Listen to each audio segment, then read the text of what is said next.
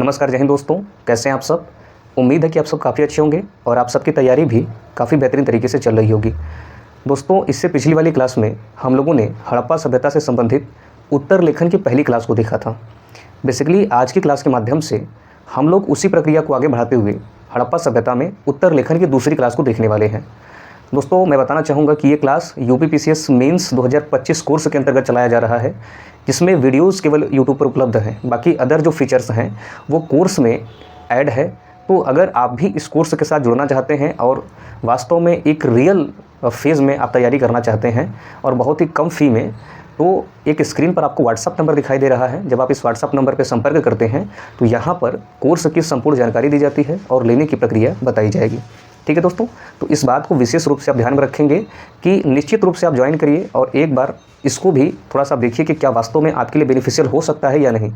या फिर यूट्यूब पर इससे पिछले जो वीडियोज़ अपलोड हैं आप उनको जाकर देख लीजिएगा और एक दो वीडियो से आप उसको जस्टिफाई नहीं करेंगे। ठीक है, आप शुरू से लेकर अंत तक अभी तक के वीडियोस को देखिए और जब मैं जिस दिन ये बोलूँगा कि हड़प्पा सभ्यता मेरी तरफ से पूरी तरीके से ख़त्म है, फिर आप बताना अपना फीडबैक कि वास्तव में क्लास का क्या अप्रोच रहा, क्या लेवल रहा और कितना बेनिफिशियल मेंस के पॉइंट ऑफ व्यू से हो सकता है। ठीक है, तो ये सारी चीज़ें मुझे लगता है कि आपको ज़रूर देखनी चाहिए। दोस्तों, आज की क्लास में शुरू करूँ उससे पहले मैं दो लाइन कहना चाहता हूँ कि दरिया हो या पहाड़ हो, दरिया हो या पहाड़ हो, टकराना चाहिए, जब तक ना टूटे सांस जिए जाना चाहिए। दरिया हो या पहाड़ हो, टकराना चाहिए, जब तक ना टूटे सांस जिए जाना चाहिए। वैसे तो हैं कदम कदम पर दीवारें सामने, वैसे तो हैं कदम कदम पर दीवारें सामने, कोई ना हो तो खुद से ही उलझ जाना चाहिए। दोस्तों, संघर्ष के दौर में इंसान हमेशा अकेला होता है और ये एक ऐसा अकेलापन है जो बहुत याद आएगा। ठीक है, तो चलिए आज की क्लास को स्टार्ट करते हैं। दोस्तों, उत्तर लेखन में जैसे मैंने पिछली क्लास में मैंने डिस्कस थोड़ा बहुत किया था, लेकिन फिर से मैं बता दे रहा हूँ कि आंसर में, आपके आंसर में, ठीक है, 3 पार्ट होते हैं। एक तो आपका क्या, इंट्रोडक्शन, इंट्रोडक्शन मतलब परिचय या फिर आप इसको भूमिका कह सकते हो। ठीक है, दूसरा आपका मेन बॉडी, ठीक है, मेन बॉडी, मुख्य भाग, और तीसरा आप कंक्लूज़न कह सकते हो। ठीक है, निष्कर्ष, आप इसको निष्कर्ष कह सकते हो। तो ये बेसिकली किसी भी उत्तर के 3 पार्ट होते हैं, इंट्रोडक्शन, मेन बॉडी और कंक्लूज़न। देखिए, कई बार क्या होता है कि हम अपने उत्तर की शुरुआत ही गलत डायरेक्शन में कर देते हैं, या फिर कुछ इस प्रकार से कह लीजिए कि उत्तर की शुरुआत बेहतरीन होनी चाहिए। ठीक है, इसकी शुरुआत काफ़ी अच्छी होनी चाहिए ताकि एग्जामर को लगे कि ये प्रशासनिक फील्ड में काफ़ी बेहतर कर सकता है। तो इसकी शुरुआत ही तय करती है कि बेसिकली आप मुख्य भाग में क्या लिखने वाले हैं। इसका जो मेन मकसद होता है परिचय का, एक तो आप यह बताते हैं कि आप मुख्य भाग में क्या बात करने वाले हैं, आप मुख्य भाग में क्या बात करने वाले हैं, क्या बात करने वाले हैं। एक तो आप ये बताते हैं, इंडिकेट करते हैं इनडायरेक्टली, अप्रत्यक्ष रूप से। दूसरी बात ये होती है कि कहीं ना कहीं आप परिचय के दौरान मुख्य भाग को लिंक कर रहे होते हैं, मुख्य भाग को लिंक कर रहे होते हैं। इस बात को हमेशा ध्यान में रखना चाहिए। अच्छा, इसका मतलब आपको हो सकता है कि नहीं समझ में आ रहा होगा, बट इसको मैं अभी क्लियर कर दे रहा हूँ जब मैं तीनों भाग को डिफाइन कर दूंगा। मुख्य भाग में आपको वही बात लिखनी है जो प्रश्न में पूछा गया है, अर्थात मुख्य मांग को, क्या, मुख्य मांग को आपको लिखना है। जैसे अब कल एक प्रश्न में यहाँ पर लिखा था कि हड़प्पा सभ्यता के नगरीय नियोजन के बारे में टिप्पणी करिए। तो नगर नियोजन अर्थात हड़प्पा सभ्यता की स्थापत्य से संबंधित जो जो सेगमेंट महत्वपूर्ण हैं आप उन्हीं को लिखेंगे। ज़बरदस्ती मतलब ज्ञान दिखाने के चक्कर में आप बहुत सारी ऐसी कंटेंट है जो नहीं लिखेंगे, जो मुख्य मांग के पॉइंट ऑफ व्यू से ज़रूरी नहीं है। कहने का मतलब है कि आप किसी भी चीज़ को ज़बरदस्ती वहाँ पर इनपुट नहीं करेंगे। दूसरी बात, निष्कर्ष। मैंने बताया था कि निष्कर्ष हमेशा सकारात्मक होना चाहिए। क्या, निष्कर्ष हमेशा सकारात्मक या फिर सुझाव परक होना चाहिए। ठीक है, आप ऐसा लगे, एक करंट से भी आप इसको जोड़ सकते हैं। ठीक है, करंट अफेयर्स का आप इसमें वैल्यूडेशन करके आप इसमें निष्कर्ष दे सकते हैं। ठीक है, तो ये बेसिकली कुछ प्रारूप होता है। अब आइए थोड़ा सा मैं आज की क्लास आपकी किस प्रकार से होने वाली है इसको थोड़ा सा मैं बता देता हूँ कि आज की क्लास आपके लिए किस प्रकार से बेनिफिशियल होने वाली है। दोस्तों, जो लोग कोर्स से जुड़े हैं यकीनन बहुत बेनिफिट होने वाला है। मैं चाहूँ तो सिंधु घाटी सभ्यता को 2 दिन में केवल ख़त्म कर दूँ।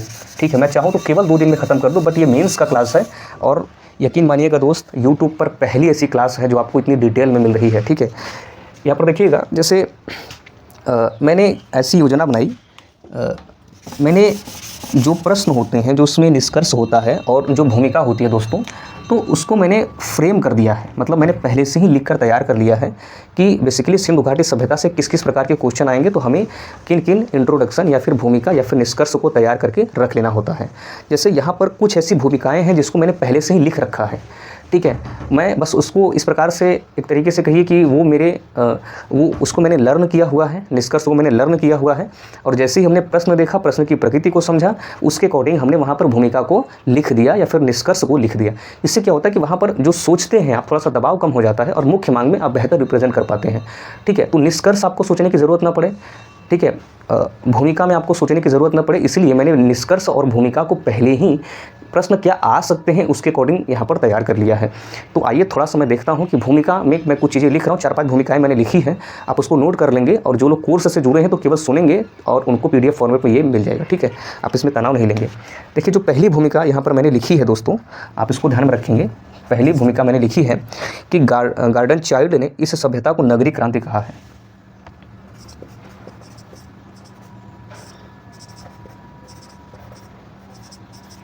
गार्डन चाइल्ड ने इस सभ्यता को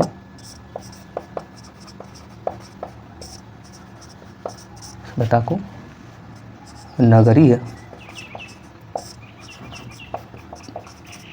क्रांति कहा है, ठीक है, आप इसको नोट कर लेंगे, ये इम्पोर्टेंट है, ठीक है। ये क्योंकि ये सब उत्तर लेखन में आप इसको इनपुट करेंगे तो बेहतर रहेगा। दूसरी जो मैंने भूमिका लिखी है दोस्तों, वो है कि भारतीय उपमहाद्वीप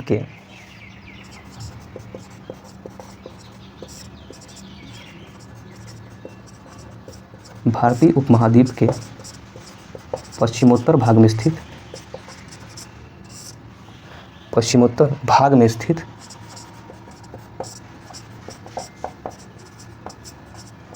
सिंधु घाटी सभ्यता प्रथम भारतीय नगरीय नियोजन का प्रमाण प्रस्तुत करती है।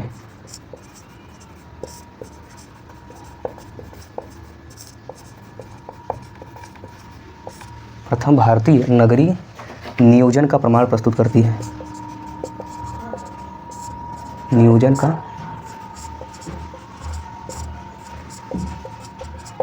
प्रमाण प्रस्तुत करती है। तीसरी जो भूमिका है, सिंधु घाटी सभ्यता के पतन को लेकर, क्योंकि पतन से अगर क्वेश्चन पूछा जाएगा तो आप इसको लिखेंगे, सिंधु घाटी सभ्यता के पतन को लेकर विद्वानों को कोई ठोस प्रमाण नहीं मिला है। विद्वानों को कोई ठोस प्रमाण नहीं मिला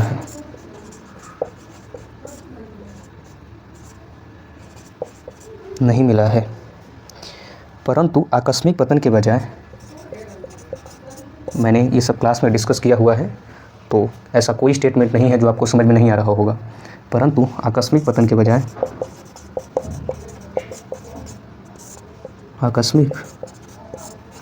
बजाय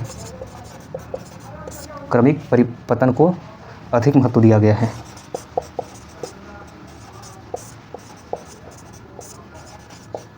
क्रमिक पतन को अधिक महत्व दिया गया है।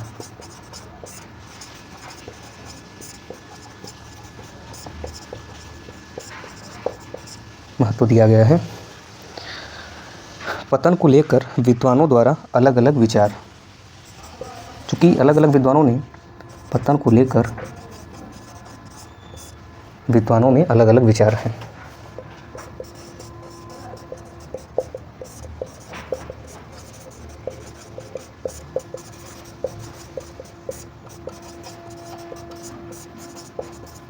जैसे, ठीक है, मैं एक एक पॉइंट को समझाऊंगा यहाँ पर।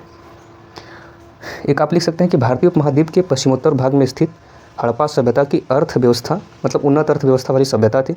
इस सभ्यता के आर्थिक विकास में कृषि, आंतरिक एवं बाह्य व्यापार, पशुपालन, शिल्प एवं उद्योग, परिवहन इत्यादि की महत्वपूर्ण भूमिका है। तो बेसिकली अगर क्वेश्चन यही कह रहा है कि अगर अर्थव्यवस्था से पूछा जाए तो आप यहाँ पर लिख सकते हैं कि सिंधु घाटी सभ्यता के सभ्यता के आर्थिक विकास में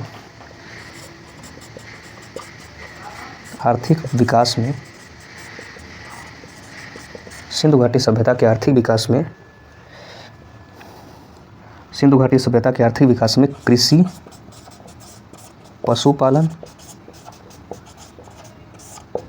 आंतरिक एवं बाह्य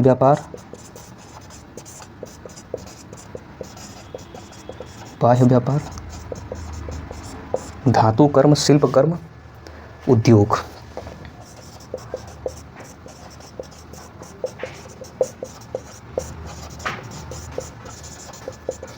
और उद्योग की महत्वपूर्ण भूमिका थी।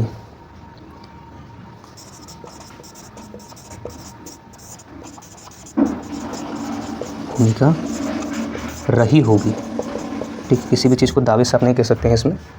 तो ये बेसिकली है, आप देखेंगे कि कुछ भूमिकाएं हैं जो आंसर राइटिंग में आपको रिप्रेजेंट करनी है। तो यहाँ पर आप देख सकते हैं कि गार्डन चाइल्ड ने एक स्टेटमेंट दिया है, तो आपको इस स्टेटमेंट को यहाँ पर ध्यान में रखना होगा।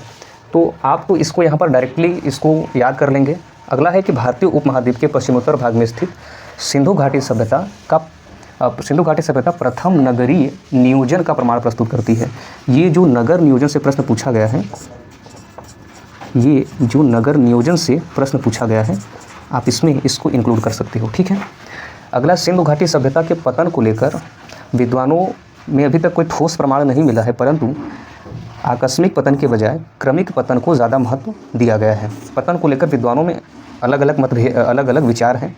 तो ये अगर पतन से क्वेश्चन पूछा जाता है, जैसे आपको ज़रूर लिखना है ताकि अगला जो पैसेज है वो इंटरलिंक हो पाए। तो ये पतन से संबंधित अगर प्रश्न पूछा जाता है तो आप इसको यहाँ पर लिखेंगे। अगला है सिंधु घाटी सभ्यता के आर्थिक विकास में कृषि, पशुपालन, आंतरिक एवं बाह्य व्यापार, ठीक है। उसके बाद धातु कर्म, शिल्प कर्म और उद्योग की महत्वपूर्ण भूमिका रही होगी। एक सेकंड थोड़ा सा आप लोग रुकेंगे।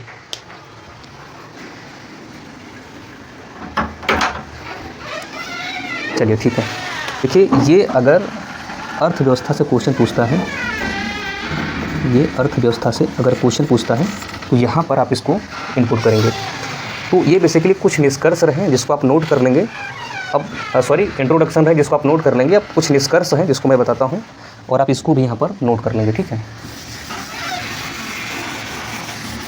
इससे क्या होगा कि जो प्रश्न आपके सामने आएगा, मुख्य भाग में आप ज़्यादा वेटेज दे पाएंगे, ठीक है। इन्हीं अगर चीज़ों में आप ज़्यादा दिमाग लगाते हैं तो एक तो हो सकता है कि बहुत बेहतर आप इसको ना लिख पाएँ, और मुख्य मांग जो है उसमें आप बेहतर रिप्रेजेंट ना कर पाएँ। तो कुछ निष्कर्ष हैं, आप इसको भी लिख लेंगे। ये उन लोगों के लिए बेनिफिशियल होने वाला है जो लोग एकदम जीरो से स्टार्ट कर रहे हैं, ठीक है। तो कुछ निष्कर्ष है, आप इसको भी लिख लेंगे यहाँ पर। जैसे यहाँ पर जो पहला निष्कर्ष है दोस्तों, मैं यहाँ पर लिख दे रहा हूँ। जो पहला निष्कर्ष है, ठीक है, यहाँ पर कुछ निष्कर्ष हैं, आप इसको लिख लेंगे।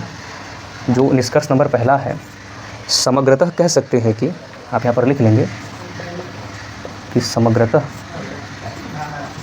कह सकते हैं कि हड़प्पाई नगर नियोजन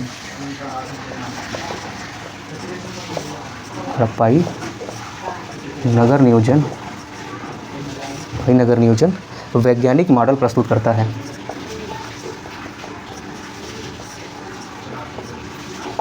वैज्ञानिक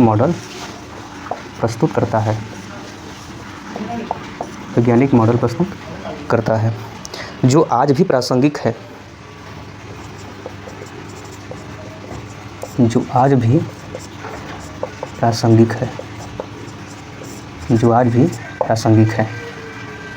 और सतत विकास लक्ष्य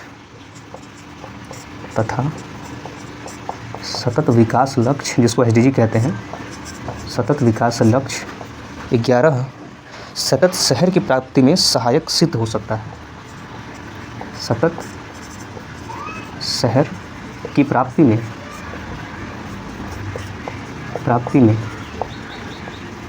सहायक सिद्ध हो सकता है।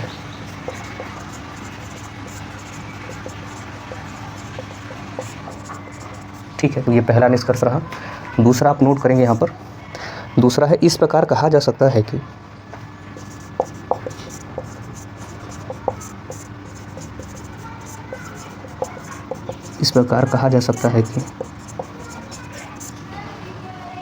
हड़प्पा सभ्यता नगरीय नियोजन से संबंधित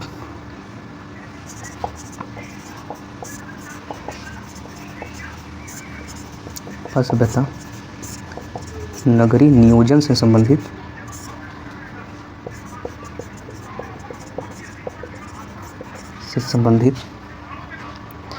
विशिष्टताएं